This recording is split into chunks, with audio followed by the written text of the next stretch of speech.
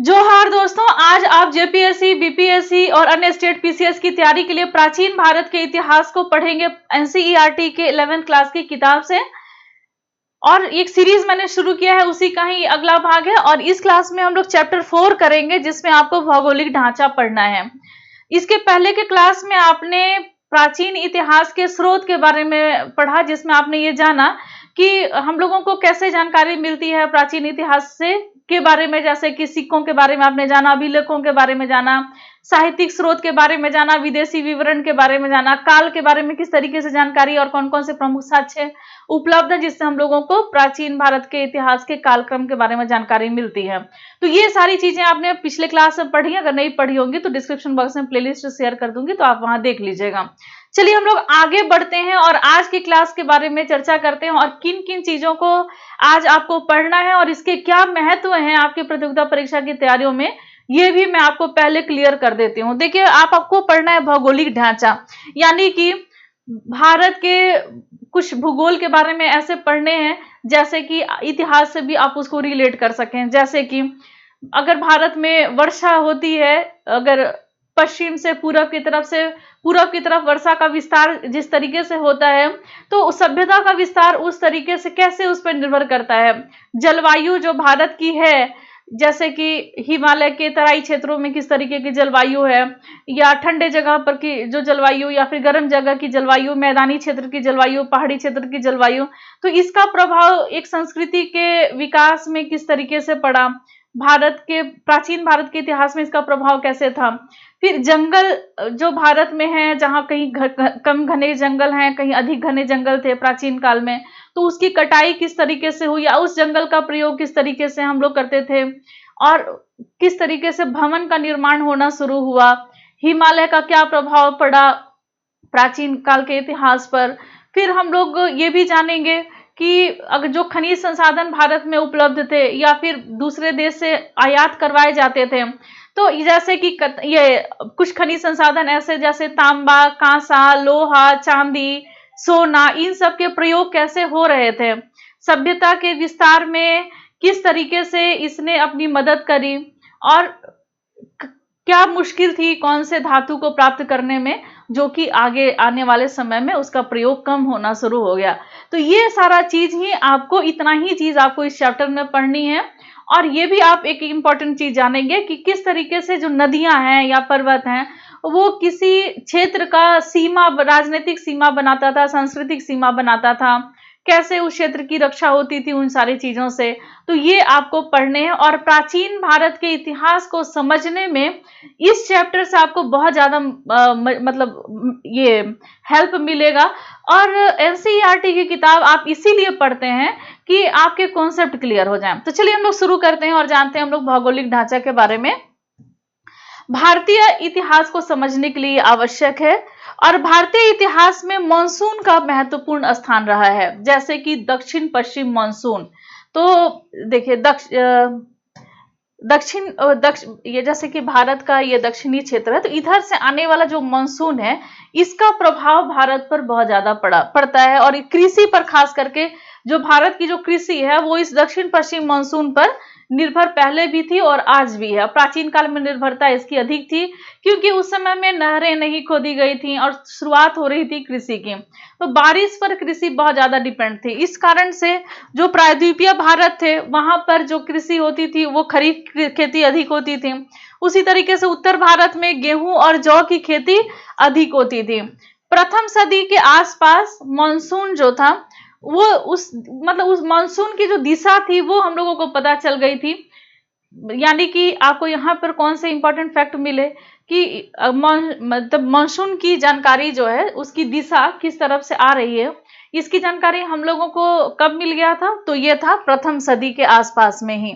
तो इस समय में क्या हुआ कि जो भारत का जो उत्तर पश्चिम का जो क्षेत्र था, तो उधर से जो उत्तर पश्चिम मानसून है, जब उसका आगमन होता था भारत के उत्तर पश्चिमी क्षेत्र में, जब उत्तर पश्चिम से मानसून का आगमन होता था, तो इधर से जो यात्री थे, व्यापारी थे, जो लोग थे, वो आते थे उस समय में उत्तर पश्चिम के क्षेत्र से भारत में। ये थे पूर्वी एशिया और मध्य एशिया के लोग। तो ये सभी जो है, ये माफ कीजिएगा, पूर्वी नहीं, पश्चिमी एशिया और मध्य एशिया के जो लोग थे व्यापार करने के लिए, वो जब भारत में आते थे, इसी समय, ये समय था उत्तर पश्चिम मानसून के समय में, क्योंकि उनको मानसून का अंदाजा ज्ञात था कि इस ये चूंकि नाव चलाना इसमें आसान होता था इस तरीके के मौसम में, और विपरीत दिशा में हवाएं नहीं बहती थी जिससे नाव को चलने में दिक्कत हो, तो ये सभी नाव से आते थे। और यहाँ पर जब वापस कब होते थे, जब उत्तर पूर्वी मानसून का जब समय होता था उस समय में ये वापस होते थे, पश्चिम की तरफ जाते थे। तो पूरब की तरफ आगमन कब होता था, तो उत्तर पश्चिम मानसून के समय में। उत्तर पूर्वी मानसून के समय में ये फिर से पश्चिम की तरफ जाते थे। तो इन लोगों को अंदाजा था उस समय में मानसून का, ये था प्रथम सदी के आसपास का। इससे लाभ ये हुआ कि संस्कृतियों का आदान प्रदान होना शुरू हो गया, व्यापारिक रिश्ते बनने लगे, व्यापार का बहुत ज्यादा विकास होना शुरू हो गया था इससे। भारत में उत्तर की तरफ हिमालय स्थित है, और हिमालय का महत्व प्राचीन काल से ही रहा है। सबसे बड़ा इसका लाभ तो ये था कि साइबेरिया के तरफ से जो उत्तरी ध्रुवीय जो ठंडी हवाएं चलती हैं, तो उसका आगमन इधर होना था, लेकिन हिमालय के कारण ये ठंडी हवाओं को ये जो हिमालय है वो रोक देता था, और जिस कारण से जितनी शीतलहर हिमालय के उस साइड पड़ती थी, या जितनी ठंडी पड़ती है, या फिर जो उत्तरी ध्रुवीय ठंड का जो प्रभाव पड़ता था, वो हिमालय की इस तरफ तराई की तरफ नहीं होता था, जिस कारण से ये जो हमारा क्षेत्र है हिमालय के, भारत का क्षेत्र जो कि हिमालय के दक्षिण की तरफ था, तो यहाँ पर वो यहाँ की जलवायु जो थी थोड़ी गर्म थी अपेक्षाकृत, और मैदानी क्षेत्र यहाँ पर विकसित हुए, और उत्तरी हमलों से भी रक्षा जो थी वो हिमालय के द्वारा हो रही थी। तो हिमालय जो था हमारे लिए एक रक्षा का भी काम कर रहा था, जो कि जलवायु से तो बचा ही रहा था, उत्तरी ध्रुवीय ठंडी हवाओं से, और उसके साथ साथ हमलों से भी बचा रहा था, जो कि हिमालय के बैक साइड से जो हमले होने से होते थे उससे बचाव मिलता था भारत को। लेकिन ये क्षेत्र था सुलेमान पर्वत श्रृंखला और बलूचिस्तान में कर्तरीहार पर्वत। तो ये इस बीच में एक दर्रा था जिसका नाम है बोलन दर्रा। ठीक है, तो बोलन दर्रा से आगमन संभव था, क्योंकि बहुत सारे ऐसे इन सभी हिमालय के जो क्षेत्र थे दक्षिण की तरफ, दक्षिण की ओर, हिमालय के दक्षिण की ओर ये हिमालय पर्वत श्रृंखला थी, जो कि सुलेमान पर्वत श्रृंखला के नाम से जानी जाती है। तो और उसके और कर्तरी पर्वत जो कि ये बलूचिस्तान में था, तो उधर में उसके बीच में एक बोलन दर्रा था। तो इस दर्रे से भारत में आते थे लोग, और आक्रमण भी कई हुए इधर से। तो इधर से मध्य एशिया से आवागमन का ये साधन था, ये भारत में आते थे और इधर से भारतीय लोग जाते भी थे। तो इस तरह से आना जाना इस क्षेत्र से लगा रहता था। ईरान, अफगानिस्तान, सोवियत और मध्य एशिया से लोग आते थे, और भारत के लोग भी इन देशों में जाते थे। इससे भी ये लाभ हुआ कि व्यापारिक लाभ हुआ, और एक मान लीजिए कि हमारे वहां टीन की कमी थी, तो टीन का आयात हो सकता था दूसरे देशों से, तो इस तरीके से दूसरे जगह से, तो ऐसे में आना जाना व्यापारिक मतलब व्यापारिक जो मतलब व्यापार में बढ़ावा मिला, और संस्कृति भी जो थी वो भी डेवलप हुई, क्योंकि वहां के लोग जो आए थे वो वहां की संस्कृति यहाँ लेकर के आए और यहाँ पे घुल मिल गए यहाँ की संस्कृति में। फिर यहाँ के लोग यहाँ से संस्कृति लेकर के दूसरे क्षेत्र में गए, तो यहाँ की संस्कृति वहां पहुंची, तो संस्कृति का आदान प्रदान भी हुआ। फिर अब हम लोग ये तो जाने हम लोग सुलेमान पर्वत के और बोलन दर्रा के बारे में। अब हम लोग कश्मीर घाटी के बारे में जानेंगे कि प्राचीन काल में क्या इसका महत्व रहा है, और क्या इसकी जलवायु या इसका जो भौगोलिक एरिया जो था वो किस तरीके से हेल्पफुल था। कश्मीर घाटी, यहाँ पे आरंभ में अलग जीवन पद्धति थी, अलग तरह की, क्योंकि ये बिल्कुल अलग पड़ा हुआ था, और पहाड़ों से चारों तरफ से ये घिरा हुआ है कश्मीर घाटी चारों तरफ से। आने वाले समय में ये मध्य एशिया में बौद्ध धर्म के प्रचार का ये केंद्र बन गया था कश्मीर घाटी। किसका? तो बौद्ध धर्म के प्रचार का केंद्र बन गया था ये कश्मीर घाटी। यहाँ पर चूंकि बहुत ठंड होती थी, खास करके ठंड के मौसम में इतनी ज्यादा स्नोफॉल और रहने लायक मौसम होता नहीं था, और मवेशियों के लिए, जो पशु होते थे उनके लिए वहां का वातावरण अनुकूल नहीं था। तो जिस कारण से जब ठंड पड़ती थी तो यहाँ के जो पशुपालक होते थे या यहाँ के जो लोग होते थे वो मैदानी क्षेत्र में आ जाते थे, और आज भी कुछ कमोबेश ऐसा होता है। तो जब वो मैदानी क्षेत्र में आते थे तो अपने साथ वहां की संस्कृति को लेकर के आते थे, फिर जब ये वापस होते थे तो फिर अपने साथ यहाँ की संस्कृति को लेकर के जाते थे। तो इस तरीके से आर्थिक आदान प्रदान भी होते गया, व्यापार भी होता था और संस्कृति भी डेवलप हो रही थी। और देखिए, हाँ, मैंने पशु का भी चित्र बनाया है, क्योंकि पशु एक बहुत बड़ा मुद्दा होता था मौसम में, ठंड मौसम में उनको बचाना बहुत जरूरी होता था। तो ठंड के मौसम में वो लोग मैदानी क्षेत्र में, क्योंकि उनको चारागाह भी चाहिए था, तो उसके चारागाह की खोज में भी वो आते थे यहाँ पर। फिर आपने कश्मीर घाटी जान लिया, अब नेपाल घाटी के बारे में जानते हैं। देखिए, नेपाल घाटी भी जो थी वो पहाड़ों से घिरी हुई थी, लेकिन इस बीच में बहुत सारे ऐसे पासेज बने हुए थे, बहुत सारे ऐसे दर्रा बने हुए थे जिससे कि भारत से प्रवेश हो सकता था आराम से। कई रास्ते बने हुए थे भारत में आने के। आकार में तो ये छोटी थी, लेकिन यहाँ की संस्कृति बहुत ज्यादा, मतलब संस्कृत में बहुत ज्यादा डेवलप था, और संस्कृत की कई हस्तलिपियां जो हैं इन सभी जगह से मिली हैं। और गंगा के मैदानी इलाका में आवागमन जो था वो नेपाल से होता था। अब देखिए, हिमालय के तराई क्षेत्र के बारे में हम लोग जानेंगे। हिमालय का तराई क्षेत्र, इसमें क्या था कि यहाँ पे जो जंगल थे हिमालय के तराई क्षेत्र में, उसको काटना आसान था, मतलब काश की सफाई करना आसान था, अपेक्षाकृत मैदानी क्षेत्र में बहुत ज्यादा घना जंगल होता था, तो उसको काटना मुश्किल होता था। लेकिन तराई क्षेत्र जो थे वहां पर जो जंगल थे उसको काटना थोड़ा आसान होता था अपेक्षाकृत। और यहाँ पर जो नदियां प्रवाहित होती थी ना, जो हिमालय के तराई क्षेत्रों की जो नदियां थी वो थोड़ी कम चौड़ी होती थी, क्योंकि संकरी जगह से गुजर रही हैं, तो ये पहाड़ी क्षेत्र है थोड़ा बहुत, तो यहाँ पर नदियां जो थी वो कम चौड़ी होती थी, इसको पार करना आसान हो जाता था एक जगह, जैसे इधर से इधर दूसरे जगह। तो इस कारण से अगर कोई भी पश्चिम से पूरब की तरफ आ रहा है या पूरब से पश्चिम की ओर जा रहा है, तो उसको जंगल भी कम है और नदियां भी कम चौड़ी हैं। प्राचीन काल की मैं बात कर रही हूँ, तो नदियां भी कम चौड़ी हैं, तो उसको पार करना आसान होता था। तो इधर से आना जाना काफी कुछ लगा रहता था, तो उनके लिए ये जगह भी जो थे वो अनुकूल थे। और यही कारण है कि जो तराई क्षेत्र है, क्योंकि नदियां पतली हैं, कम चौड़ी हैं, नदियां पार करना और प्रारंभिक यात्रा का मार्ग ये रहा, इस कारण से यहाँ पे क्या थी, तो जो पुरानी बस्तियां थी वो बसना शुरू हो गई थी। तो हिमालयी क्षेत्र के तराई क्षेत्र में पुरानी बस्तियां अधिक बसना शुरू हो गई थी, पुरानी कृषि बस्तियां ये सभी जगह पर, क्योंकि पेड़ काटे आसानी से जा रहे थे, तो जब पेड़ काटे जाएंगे तो फिर खेत भी बनेगा कृषि योग्य, तो कृषि के कार्य भी होंगे। और अगर ठंड पड़ी तो हिमालय के क्षेत्र से लोग आते थे इन मैदानी क्षेत्र में, जो कि तराई का क्षेत्र होता था, वहां पर आते थे, वहां लोग रहते थे, तो बस्तियां वहां पर बहुत ज्यादा बसना शुरू हो गई थी। तो बस्तियों का बसाव भी हिमालय के तराई में देखा गया। तो आप सभी समझ रहे हैं ना किस तरीके से भौगोलिक, जो भारत का भौगोलिक ढांचा है वो समझना जरूरी है इतिहास को समझने के लिए। अब देखिए, नदियों के प्रदेश के बारे में जानेंगे, वन बाय वन करके, अलग अलग करके मैं आपको बता रही हूँ। देखिए, नदियों का प्रदेश, भारत का वक्ष स्थल इसी नदियों के प्रदेश को कहा जाता है कि यहाँ पर उष्णकटिबंधीय मानसूनी वर्षा से ये सालों भर यहाँ पर जल भरा, मतलब मानसून के समय में जल जो था इसमें लबालब भरा रहता था, और बहुत सारे ऐसे सभ्यताएं जो थी वो इन्हीं नदी घाटियों के आसपास में विकसित हुई थी। देखिए, वर्षा जो थी वो किस तरीके से हो रही थी और कैसे उसका प्रभाव पड़ रहा था। देखिए, पश्चिम के तरफ भारत के पश्चिम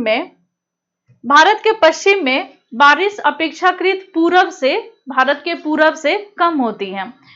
लगभग शुरुआत करें हम लोग यहाँ से, तो 25 से 37 सेंटीमीटर बारिश होती थी सिंधु प्रदेश में। कितनी? तो 25 से 37 सेंटीमीटर। तो यहाँ पर जो वन होते थे वो थोड़े कम होते थे, कम पेड़ पौधे होते थे, तो उनको काट करके कृषि योग्य भूमि बनाना थोड़ा आसान होता था। लेकिन जैसे आगे बढ़ता गया 60 सेंटीमीटर तक आने पे, जहां बारिश वार्षिक 60 सेंटीमीटर होती है, तो वहां पर पश्चिमी गंगा घाट शुरू हो जाता। पश्चिमी गंगा घाट तक ये सभ्यता जो है वो उसी तरीके से विस्तृत हो रही थी, क्योंकि यहाँ पर पेड़ काटना थोड़ा आसान था, इजी था। लेकिन अब इधर और भी ज्यादा घनी बारिश हो रही थी, 60 सेंटीमीटर से लेकर के 125 सेंटीमीटर। अब बारिश अधिक होने के कारण यहाँ पे घने जंगल थे, तो घने जंगल थे तो उनको काटना थोड़ा मुश्किल था। तो सभ्यता का विस्तार अब यहाँ थोड़ा देर से पहुंचता। तो सभ्यता की शुरुआत इधर से हुई, क्योंकि यहाँ पेड़ काटने आसान थे, घर बनाना आसान था, और जितनी जरूरत थी, आवश्यकता की, वो सारी चीजें मिल रही थी, तो वो यहाँ पर डेवलप हो रही थी। लेकिन पेड़ काटने के लिए तो लोहे की आवश्यकता होती है, और लोहे का आविष्कार तो आगे चल करके हुआ बाद में। तो जब लोहे का आविष्कार हुआ तो फिर पेड़ काटना आसान हुआ, तो फिर सभ्यता इस तरीके से इधर यहाँ पर बढ़ते गई। उसी तरीके से हम लोग आगे थोड़ा सा और भी इसको डिटेल में देखते हैं, वर्षा किस तरीके से कैसे हो रही है। देखिए, जहां पर 25 से 37 सेंटीमीटर बारिश हुई वो सब सिंधु का क्षेत्र था, यहां पर जंगल थे और काटना आसान था। फिर 37 से 60 सेंटीमीटर में पश्चिमी गंगा घाट का यह क्षेत्र था, यहां पर पत्थर और तांबे के औजार से जंगल का काटना हो सकता था। मतलब कि देखिए, आरंभिक जो औजार, अब यहाँ पे तो जंगल काटना जैसे भी वो कट जाता था, लेकिन थोड़ा सा आगे बढ़ा तो अब पत्थर से और तांबे से, चूंकि तांबे का आविष्कार हुआ था शुरुआत में, सबसे पहले किस खनिज का आविष्कार हुआ, तो ये था तांबा।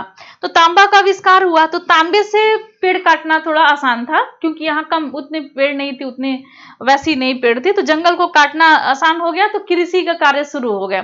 फिर अब आगे बढ़ते हैं, 60 से 125 सेंटीमीटर, अब यहाँ घने जंगल थे। अब यहाँ के जंगल को काटने के लिए लोहे की आवश्यकता थी, बहुत मुश्किल था।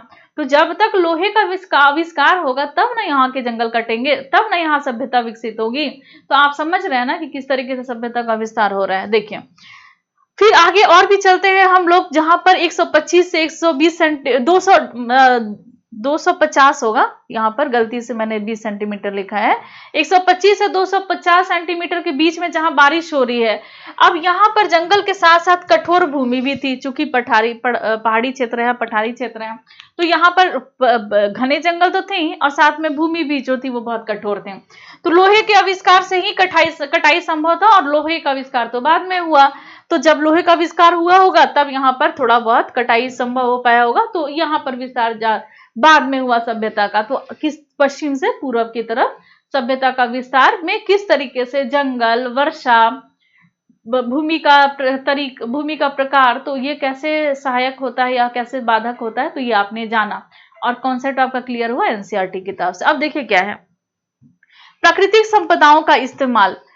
जो भारत के प्राकृतिक संपदा थे उसका इस्तेमाल किस तरीके से हो रहा था। सबसे पहले पश्चिमी प्रदेशों में ही इस प्राकृतिक संपदा का इस्तेमाल होना शुरू हुआ। कैसे हुआ वो आपको तो मैंने बताया कि जैसे जैसे धातुओं का विस्तार हुआ, या फिर जिस तरीके से जंगल का विस्तार था, को जंगल का कैसे काटे जाते थे, तो बड़े बस्तियों का विस्तार भी उसी तरीके से पश्चिम से पूर्व की तरफ हुआ। तो प्राकृतिक संपदा का इस्तेमाल भी पश्चिम से पूरब, और फिर जो बस्तियां जो थी, बड़ी बस्तियां थी, उसका भी बसना पश्चिम से पूरब। अब देखिए, सिंधु और गंगा का मैदान, अब हम लोग ये देखेंगे, ठीक है, सिंधु और गंगा का मैदान। तो इसमें कृषि काफी उन्नत थे, कई संस्कृतियां यहाँ पर विकसित हुई, गेहूं और जौ यहाँ की मुख्य फसल थे। मध्य तथा निम्न गंगा के मैदान में चावल मुख्य फसल था, और गुजरात और विंध्य पर्वत के दक्षिण के लोग भी, उनका भी मुख्य भोजन जो था वो चावल ही था। हड़प्पा संस्कृति का उद्भव और विकास सिंधु घाटी में हुआ था। तो ये आप आगे पढ़ेंगे, जैसे इसके बाद का चैप्टर तो प्रागैतिहासिक काल होगा, उसके बाद आप पढ़ेंगे सिंधु घाटी की सभ्यता, तो उसमें आपको हड़प्पा संस्कृति को और भी ज्यादा जानने समझने मिलेगा। हड़प्पा संस्कृति का उद्भव और विकास सिंधु घाटी में ही हुआ, क्योंकि सभ्यता का विस्तार हम लोग देख रहे हैं पश्चिम से पूरब। और लेकिन कैसे हो रहा है, वैदिक संस्कृति फिर इसके बाद की संस्कृति थी, हड़प्पा के बाद वैदिक संस्कृति आया। तो वैदिक संस्कृति का उद्भव पंजाब में, विकास हुआ, उद्भव हुआ पंजाब में, लेकिन ये विकास हुआ इसका पश्चिम गंगा घाटी में। तो कैसे पश्चिम से पूरब जा रहा है ये देख रहे हैं। फिर वैदिकोत्तर संस्कृति, मतलब वैदिक पीरियड के बाद की जो संस्कृति थी वो लोहे के प्रयोग पर आश्रित थी। तो जब मध्य गंगा घाटी में इसका विकास अधिक हुआ क्योंकि उस समय तक लोहे का प्रयोग शुरू हो गया था। निम्न गंगा घाटी और उत्तरी बंगाल को वास्तव में गुप्त युग में उत्कर्ष मिला था। तो गुप्त काल में निम्न गंगा घाटी और उत्तरी बंगाल का मतलब उद्भव, मतलब एक तरीके से वो हाईलाइटेड हुआ उस समय में। फिर हम लोग पूर्व, सबसे पूर्व की तरफ जाते हैं तो असम सहित समूचा ब्रह्मपुत्र घाटी की आरंभिक मध्य युग, मतलब आरंभिक मध्य युग में महत्व इसको प्राप्त हुआ है। तो मध्य युग का जो आरंभिक काल था उस समय में असम और ब्रह्मपुत्र की जो घाटी थी वो ज्यादा हाईलाइटेड हुआ था। तो कब कब कौन कौन से क्षेत्र हाईलाइटेड हुए आपने जाने, जैसे कि हड़प्पा काल के समय में जो सिंधु घाटी का जो क्षेत्र था वो, फिर वैदिक पीरियड में जो पश्चिमी गंगा घाट का जो क्षेत्र था वो, या फिर पंजाब का से शुरू हुआ और पश्चिमी गंगा घाट तक चला था वो, फिर जो मध्य गंगा जो घाट था उसका कब डेवलपमेंट हुआ था गुप्त काल के समय में, और निम्न जो गुप्तोत्तर काल जो आया, या फिर मध्य काल के शुरुआत का जो पीरियड था उस समय में ये असम और ब्रह्मपुत्र की घाटी का डेवलपमेंट हुआ। तो ये आपने जाना। अब हम लोग परिवहन के बारे में जानेंगे कि किस तरीके से नाव चला करती थी शुरू में। नदियां तो थी ही, और तो नाव का शुरुआत हुआ, फिर सड़क बने, रेल मार्ग हुए। तो प्राचीन काल चूंकि हम लोग पढ़ रहे हैं तो सड़क रेल मार्ग के बारे में उतनी नहीं जाननी है जितना कि आपको नाव के बारे में जानना है। तो देखिए परिवहन में क्या है, व्यापार, वाणिज्य और संचार का प्रमुख साधन नदियां थी, और इसमें आवागमन जो थे वो नाव से हुआ करते थे। और अशोक के द्वारा जो स्थापित प्रस्तर स्तंभ जो था वो नाव से ही एक देश से दूसरे देश पहुंचाया जाता था, या दूर दूर तक स्थानों तक वो पहुंचाए जाते थे, क्योंकि अभिलेख मिले हैं हम लोग अशोक के काफी दूर दूर एरिया में। तो उतनी दूर एरिया में बीच में अगर नदी समुद्र भी अगर पड़ा होगा तो कैसे वहां पर वो प्रस्तर अभिलेख गए होंगे, तो वो उसी तरीके से नाव पर ही रख करके लेकर के जाए जाते थे। फिर ईस्ट इंडिया कंपनी के दिनों तक, जब तक ईस्ट इंडिया कंपनी आई भारत में, उस समय तक भी नदियों का उसी तरीके से महत्व रहा परिवहन के साधन में। फिर बाद में जब वो आए तो सड़कों का बहुत ज्यादा विकास हुआ, फिर रेल मार्ग भी बने, और अब तो खैर हवाई और ये सब कुछ बहुत ज्यादा। नदियां बाढ़ लाती थी, खास करके इधर बिहार वार का जो क्षेत्र है तो यहाँ तो बाढ़ आती थी नदियों में। नदियां बाढ़ लाती थी जिससे क्या था कि मिट्टी उपजाऊ उससे होती थी, काफी यहाँ की मिट्टी बहुत उपजाऊ होती थी, और नदियों से भी नहरें भी निकाली गई तो कृषि भी बहुत ज्यादा डेवलप हुआ। मिट्टी उपजाऊ रहेगा और नहरें निकली रहेंगी तो कृषि डेवलप होगा। तो जो नदी का जहां बाढ़ आते थे वहां पर, अब यहाँ पर क्या हुआ कि कृषि के डेवलप होने से यहाँ पर बस्तियां बनने लगी। अब बाढ़ के कारण गांव शहर तबाह भी होने लगे। अब भले कृषि होते थे, बस्तियां बसती थी, लेकिन बाढ़ आने से आज भी बिहार जो है वो बाढ़ से काफी ग्रस्त है, और कई घर तबाह हो जाते हैं। कितना जान माल का हानि होता है प्रति वर्ष बाढ़ में, और इसकी शुरुआत अभी हो भी चुकी है। बाढ़ के कारण गांव शहर तबाह हो जाते थे, प्राचीन इमारत जो थे वो बाढ़ में बह जाती थी, नष्ट हो जाती थी। इसलिए प्राचीनतम साक्ष्य बहुत कम ही मिलते हैं जो बहुत प्राचीनतम होंगे। जब से पत्थर के से बने हुए घर या ईंटों से बने हुए घर बनने लगे तो उसके बाद के साक्ष्य जो हैं वो मिलने लगे। नदियां जो थी वह राजनीतिक और सांस्कृतिक सीमाओं का काम करते थे। ये काम पर्वतों ने भी किया था। अब किस तरीके से ये नदियां जो थी वो राजनीतिक सीमाओं का काम करती थी, कैसे ये, और कैसे पर्वत जो थे वो भी राजनीतिक सीमाएं या फिर सांस्कृतिक सीमाएं बनाती थी, तो ये हम लोग अब कल के क्लास में देखेंगे, क्योंकि आज लंबा क्लास हो गया है और डर मुझे हमेशा जैसा रहता है कि लाइट ना चली जाए तो फिर ये सारा क्लास ही खत्म हो जाएगा। तो आज हम लोग बस इतना ही करते हैं, मिलते हैं हम लोग नेक्स्ट क्लास में। और नेक्स्ट क्लास में हम लोग ये जान लेंगे, बहुत ज्यादा बचा नहीं हुआ है, ये सारी सीमाओं के बारे में जानेंगे, फिर खनिजों का उपयोग किस तरीके से हो रहा था इसको हम लोग खत्म कर देंगे। कोशिश करूंगी कि इवनिंग में ही क्लास लूं ताकि ये चैप्टर 4 खत्म हो जाए, फिर हम लोग नेक्स्ट क्लास में चलें। तो आज बस इतना ही, मिलते हैं नेक्स्ट क्लास में, लेते हैं आपसे विदा, धन्यवाद।